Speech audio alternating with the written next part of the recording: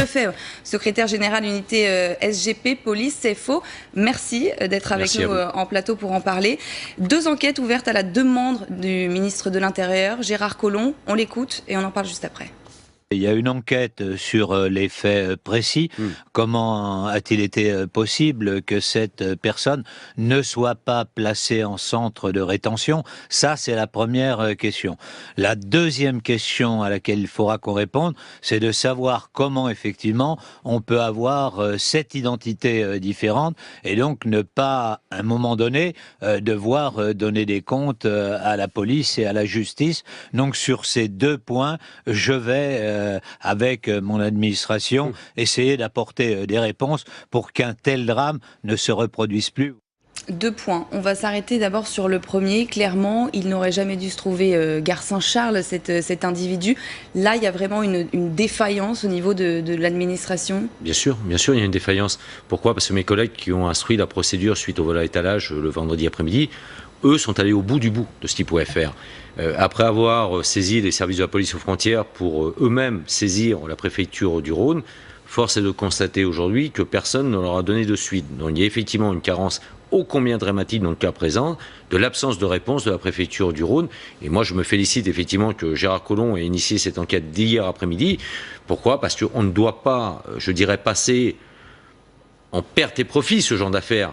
Parce que systématiquement, les services de la préfecture doivent être joignables, y compris le week-end, y compris de jour comme de nuit. Alors c'est bien ça parce que c'est ce qu'a dit, alors ça c'est le procureur François Molins qui a donné cette information, qui expliquait que la personne de permanence à la préfecture du Rhône ayant autorité pour signer l'obligation de quitter le territoire et le placement en centre de rétention était absente. C'est inacceptable. Inacceptable pourquoi? Parce que les policiers eux travaillent 24 heures sur 24, 7 jours sur 7 pour assurer la sécurité de nos concitoyens. Et dans le cas présent, l'objectif à eux était de faire placer cette personne dans un centre de rétention pour qu'il puisse être ensuite reconduit dans son pays d'origine, enfin, quel qu'il soit, au demeurant qu'il soit reconduit à la frontière. Les policiers ont fait leur travail. Les policiers font preuve d'abnégation, de professionnalisme. Il est inacceptable pour le syndicaliste policier que je suis qu'un service, je dirais, ordonnateur, en l'occurrence, et qui plus est le cas présent de service de la préfecture du Rhône, n'ait pas pu répondre présent. Nous, on ne l'accepterait pas de notre part, donc nous sommes en droit aujourd'hui de pointer du doigt les responsabilités de ces personnes. Parce que c'est une chaîne, on est bien d'accord. Bien sûr, c'est une chaîne. C'est bien un maillon, il y a eu un maillon défaillant. Il y a eu un maillon défaillant, il n'y en a pas eu qu'un d'ailleurs au demeurant, et je rejoins là aussi les propos du ministre de l'Intérieur. Il y a eu ce maillon de la chaîne au niveau de la décision administrative de la préfecture. Mais comment se fait-il que cet individu, 7 pseudos, systématiquement, mes collègues qui ont traité les 7 procédures, dont en l'occurrence celle de vendredi-samedi, ont informé les services de justice, les services compétents territorialement au moment des faits, que cette personne prétendait se nommer, que travaillait sous l'aspect d'un pseudo, et qui plus est, était en situation irrégulière, parce que ça, les services de la justice le savent. Donc à un moment donné, je pense que la justice aussi a manifestement sa part de responsabilité là-dedans, et moi je me félicite qu'on essaye de trouver des solutions, non pas de, je dirais, de mettre en exergue un tel ou telle circonscription, ou telle juridiction, ou telle préfecture. Oui, l'idée c'est pour que ça ne recommence pas. Il ne faut pas que ça recommence, voilà, il ne faut absolument pas que ça recommence. Vous avez pointé justement le deuxième élément, la deuxième question, c'est justement que le suspect était connu des services de police, alors pour des faits de droit commun, il n'était pas connu par les services antiterroristes. Sous 7 identités différentes, on se demande comment c'est possible. Quelques éléments de réponse avec Anne-Sophie Châtenay, on y revient juste après. L'auteur de l'attaque avait été arrêté pour la première fois en 2005 à Marseille. Dernière arrestation en date, vendredi dernier à Lyon, pour vol à l'étalage. Il a alors présenté aux policiers lyonnais chargés de l'enquête un passeport tunisien délivré le 18 novembre 2014 au nom de Ahmed H, né le 9 novembre 1987 à Bizerte en Tunisie. Ce passeport est en cours d'authentification. Au total, l'assaillant a été interpellé à 7 reprises par la police, sous 7 noms différents. Lors de ces interpellations, soit il n'avait pas de papier d'identité sur lui et déclarait lui-même son nom, impossible alors de vérifier s'il disait la vérité, soit il présentait de faux papiers à la police.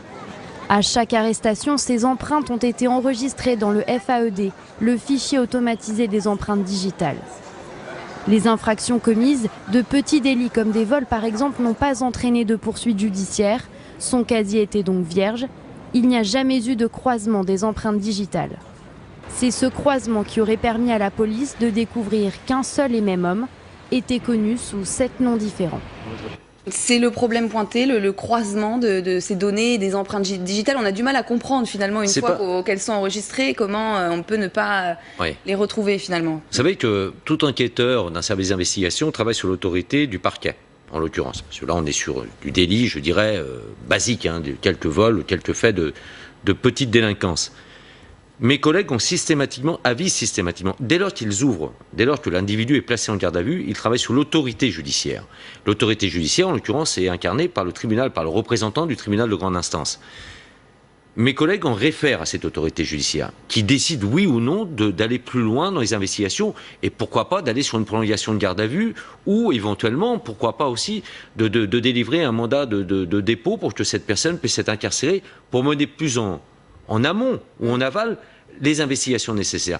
Ça va un problème dans le maillon encore. Il y a un problème, oui, il y a de la chaîne. Il y a encore, cette affaire, mais particulièrement en exergue. On l'a dit tout à l'heure, la problématique de l'autorité administrative, mais met aussi en exergue la problématique de l'autorité judiciaire.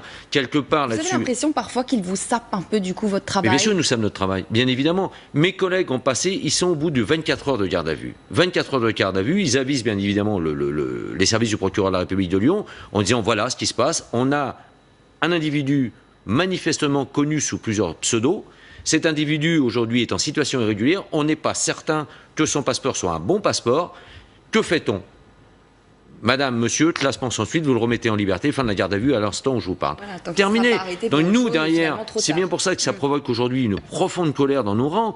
Pourquoi? Parce qu'on a l'impression de jouer au chat et à la souris avec ces délinquants qui deviennent malheureusement par les faits présents de gravissimes criminels et de gravissimes terroristes, et que nous, derrière, on est complètement impuissants parce qu'on n'est pas protégé. On n'est pas protégé ni par notre justice et le cas présent, ni par l'autorité préfectorale. Pas de suivi des opérations que vous menez. Il n'y a pas de suivi. Mais les cas sont multiples et variés. Il n'y a pas un service de police aujourd'hui qui ne pourrait pas vous décliner une vingtaine de cas dans le mois passé. C'est récurrent et ça, on en a plus que marre. Concernant l'attentat déjoué ce week-end dans le 16e arrondissement de Paris, là on est, alors on va dire peut-être sur un cas un peu plus classique, c'est-à-dire que dans les 5 personnes qui ont été mises en garde à vue, encore un fichier S, mais là aussi, vous êtes face à ce même problème de moyens, tous ces fichiers S qu'on ne peut pas surveiller. Mais bien sûr, parce que vous avez des fichiers S, ils sont fichiers S effectivement pour une radicalisation, une potentialité de radicalisation, mais il n'y a pas que ça, parmi les fichiers S, il faut aussi le savoir. Et puis là encore, effectivement, plusieurs milliers de fichiers S, comment voulez-vous, avec les moyens qui nous sont donnés, qu'on puisse les suivre. Et là, moi je mets en exergue quand même le travail particulièrement professionnel, autant de mes collègues du laboratoire central qui sont intervenus pour neutraliser la potentialité d'explosion, que des services enquêteurs qui ont permis de suite de remonter à un des auteurs, enfin à tous les auteurs, mais qui plus est à un d'entre eux qui est fiché S.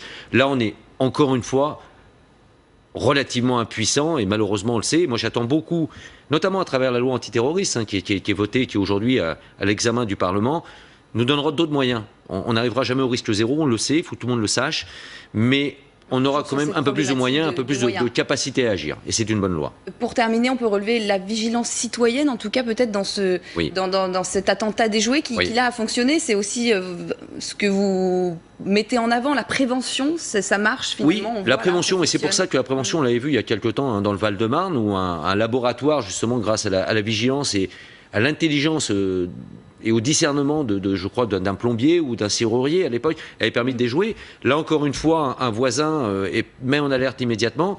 Mais là aussi, ça doit interpeller certains de nos politiques qui prétendent que la loi antiterroriste d'Emmanuel Macron et Gérard Collomb est une loi liberticide. Non, c'est pas ça. On est en guerre. Il faut que nos concitoyens soient bien évidemment vigilants, et ils le sont. Mais aussi, il faut que certains bancs de l'Assemblée nationale soient particulièrement responsables et ne fassent pas de surenchère, qui est vraiment une surenchère de bas étage aujourd'hui.